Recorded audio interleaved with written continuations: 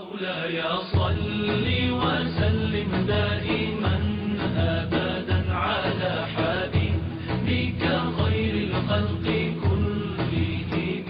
نحمد ونصلي علی رسول الکریم. بسم اللہ الرحمن الرحیم. محترم سامعین کرام، السلام علیکم ورحمۃ اللہ وبرکاتہ. پروگرام ہماری بیٹھک میں آپ کا میزبان حکیم سید ظہیر احمد آپ کو خوش آمدید کہتا ہے. جیسا کہ آپ کے علم ہے اس پروگرام کا فارمیٹ کہ اس پروگرام میں مختلف جامعات کے طلباء تشریف لاتے ہیں اور ان کے ذہنوں میں جو سوالات ہوتے ہیں وہ کرتے ہیں، جس کا جواب دینے کے لیے ہم نے مدعو کیا ہے صاحبزادہ عزیر محمود اظہری صاحب کو. آج کا جو موضوع ہے وہ انتہائی اہم موضوع ہے کہ دعا کی قبولیت کی سائنسی توجیہات، یعنی کہ دعا کی قبولیت کن کن چیزوں پہ، دعا کی قبولیت کے بارے میں کیا کیا چیزیں ہوتی ہیں. تو میرا حضرت سے سوال یہ ہے کہ حضرت عام تاثر یہ ہے کہ اگر انسان دعا کنسنٹریشن کے ساتھ کرتا ہے تو ہی دعا قبول ہوتی ہے، توجہ کے ساتھ کرتا ہے دعا قبول ہوتی ہے. لیکن اگر انسان دعا کرے اور توجہ نہ ہو، کنسنٹریشن نہ ہو، تو کیا اللہ تعالیٰ اس کی دعا قبول نہیں کرتا؟ بسم اللہ الرحمن الرحیم. السلام علیکم ورحمۃ اللہ وبرکاتہ. حکیم صاحب، جیسا کہ آپ نے یہ سوال کیا اس حوالے سے کہ دعا کے اندر کنسنٹریشن کی کتنی اہمیت ہے، کنسنٹریشن کتنا زیادہ ضروری ہے یہ عمل دعا کے حوالے سے کہ اگر ہم کنسنٹریٹ کرتے ہیں تو اللہ قبول کرے گا، اور اگر ہم کنسنٹریٹ نہیں کرتے، توجہات ہماری ادھر ادھر ہو جاتی ہیں، اللہ کی طرف برقرار نہیں رہتی، تو کیا اللہ نہیں دے سکتا یا اللہ قبول نہیں کرتا دعا؟ نہیں، ایسا نہیں کہ وہ رب کائنات اگر آپ توجہ نہ کریں اس کی طرف تو وہ آپ کو دینے پر قادر نہیں ہے. نہیں، اس کا یہ مقصد نہیں ہے کہ وہ دے نہیں سکتا. وہ ذات قادر ہے، قادر مطلق ہے. کوئی ہم تو یہ دیکھتے ہیں کہ اس دنیا میں توجہ تو دور کی بات ہے، بسا اوقات لوگ اس کو مانتے ہی نہیں، لوگ اس کی وحدانیت کو تسلیم نہیں کر رہے، اس کے ساتھ شرک کر رہے ہیں، یعنی اس کے توحید کے خلاف کام کر رہے ہیں، اس کی عظمت کے خلاف کام کر رہے ہیں، مگر وہ کتنا کریم اور بے نیاز ہے پھر بھی ان کو عطا کر رہا ہے. تو یہ کہنا کہ نہیں وہ دے نہیں سکتا، وہ دے سکتا ہے، کوئی شک کی بات، اور دیتا بھی ہے کہ اگر کوئی توجہ نہیں کر رہا، لاوبالی پن کا اظہار کر رہا، پھر بھی نوازتا ہے. اگر ہم اپنی زندگیوں پر ہی غور و فکر کریں، تھوڑا کنسیڈر کریں اس مسئلے پہ، تو ہمیں اندازہ ہوگا ہمیں کتنی اشیاء ایسی ہیں کہ جو بن مانگے اللہ عطا کر رہا ہے. سر اس کا مطلب تو یہ ہوا نا کہ ہمارے پاس جیسے معمولات زندگی بہت مصروف ہے، تو ہم چلتے پھرتے اٹھتے بیٹھتے دعا کر سکتے ہیں. جیسے امام صاحب نماز پڑھاتے ہیں، اس کے بعد ہمیں وقت نہیں ہوتا، فوراً سے ٹیوشن وغیرہ جانا ہوتا ہے، تو ہم چلتے ہوئے دعا مانگ لیں، اس میں کوئی حرج تو نہیں ہے؟ دیکھیے ابراہیم صاحب، یہ بات جو میں نے کہی کہ رب کائنات بغیر کنسنٹریشن کے بھی اور بغیر توجہ کے بھی وہ ہمیں عطا کر رہا ہے، اس میں کوئی شک بات نہیں ہے، اس میں کوئی کسی قسم کا کوئی ڈاؤٹ نہیں ہے.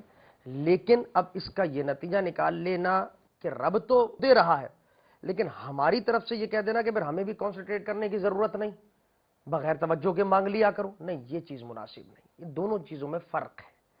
اللہ کریم ہے، وہ دے رہا ہے، اس کی عطا ہے، اس کی نوازشات ہیں، اس کا اپنا ظرف ہے. لیکن ہمارے لحاظ سے کیا مناسب ہے، مینرز کیا ہیں، یہ مینرز کے خلاف ہے.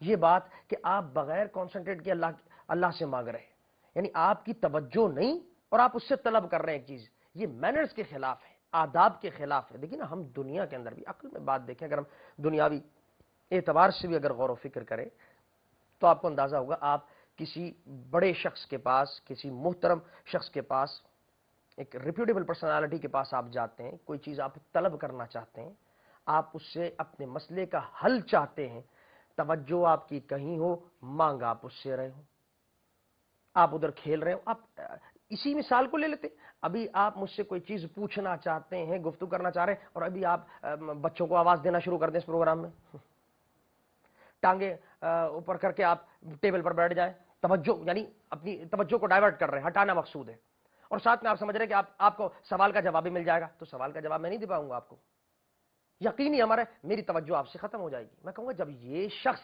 لینے میں سنجیدہ نہیں ہے تو پھر میں دینے میں کیوں سنجیدہ ہوں؟ میری بات آپ سمجھ رہے ہیں کہ دنیا کے اندر بھی یہی اسلوب ہے، یہی طریقہ کار ہے کہ جب تک کہ کوئی شخص کانسنٹریٹ نہیں کرتا کسی چیز کو لینے کے لیے، اس چیز کو حاصل کرنے کے لیے، سیریس نہیں ہوتا، یہ کانسنٹریشن در حقیقت، یہ میڈیٹیشن آپ کی سنجیدگی پر دلالت کرتی ہے کہ آپ کتنے سنجیدہ ہیں، آپ کتنے سنسیئر ہیں اپنی چیز کو حاصل کرنے کے لیے. تو وہ ذات بے نیاز جو کائنات کا مالک ہے، خالق ہے، سارے خزانے اس کے پاس، اب آپ اس سے لینا چاہ رہے ہیں تو سنجیدہ تو ہو جائیے.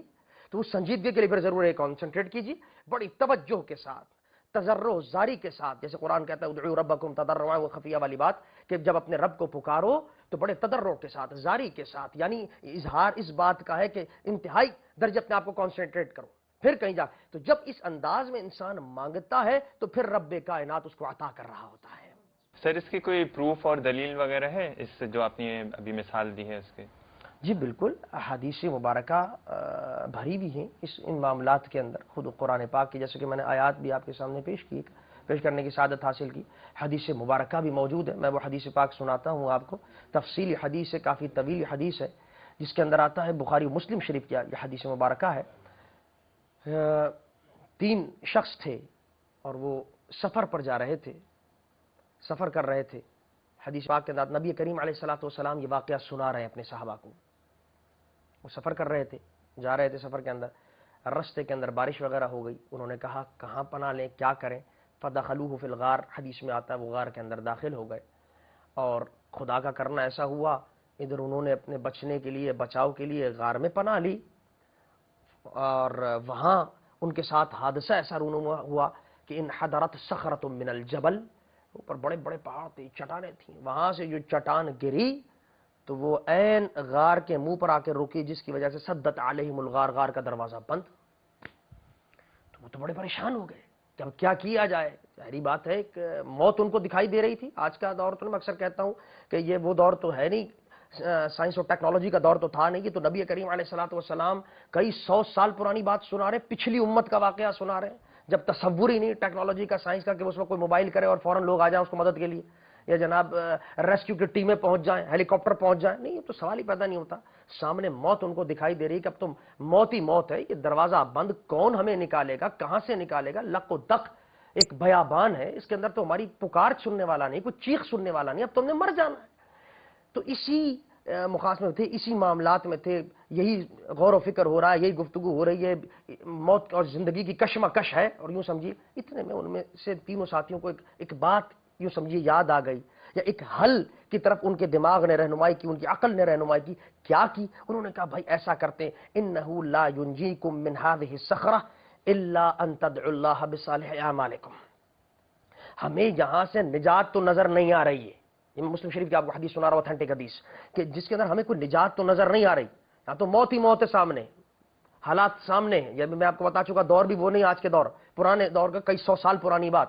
یہ سارے معاملات ہیں، موت سامنے، اب کیا ہوگا؟ لیکن چلو ایک کام کر کے دیکھ لیتے ہیں، ہو سکتا ہے اگر وہ تکا لگ گیا نجات ہو جائے، ہمیں زندگی دوبارہ سے مل جائے، کیونکہ سامنے موت کھڑی. بھئی کیا عمل ہے، کیا طریقہ کار ہے؟ انہوں نے آپس میں تینوں نے فیصلہ کر کے کہا ایسا کرتے ہیں، لا ینجیکم من هذه الصخرہ الا ان تدعوا اللہ بصالح اعمالکم. ایسا کرو زندگی میں ہم میں سے جس نے جو کوئی نیک عمل کیا تھا، اللہ کی رضا کے لیے کوئی اچھا کام کیا تھا، اس کی خوشنودی کے لیے کوئی نیک عمل کر گئے تھے، ہم اس نیک عمل کو اللہ کی بارگاہ میں پیش کرتے ہیں، اس کے وسیلے سے دعا کرتے ہیں، ہو سکتا ہے رب ہماری مشکل کو آسان فرما دے، ہمیں زندگی عطا کرتے ہیں. یہ جب انہوں نے بات کہی تو میں حدیث پاک مختصر کر کے عرض کر کے آپ کے جواب کی طرف آتا ہوں کہ اس ایک شخص نے دعا کرنے کا آغاز کیا. اس نے کہا اللہم کان لی ابوان شیخان کبیران. اے رب کائنات تو جانتا ہے، تیرے علم میں تو علام الغیوب ہے، تیری ذات ہر شے سے واقف ہے کہ میرے 2 بوڑھے ماں باپ ہوا کرتے تھے، اور میرا دستور یہ تھا، میرا طریقہ کار یہ تھا کہ جب میں اپنے کام سے واپس آتا تھا تو لا اغبق قبلہما اہلا ولا مالا. جب میں دودھ دھوتا مویشیوں کا، جانوروں کا، اور کھانے پینے کے لیے جب پیش کرتا کھانا پینا، تو میری عادت تھی کہ پہلے میں اپنے بوڑھے ماں باپ کو دودھ پلایا کرتا تھا، پہلے ان کی خدمت کیا کرتا تھا، بعد میں اپنے گھر والوں کی کرتا تھا.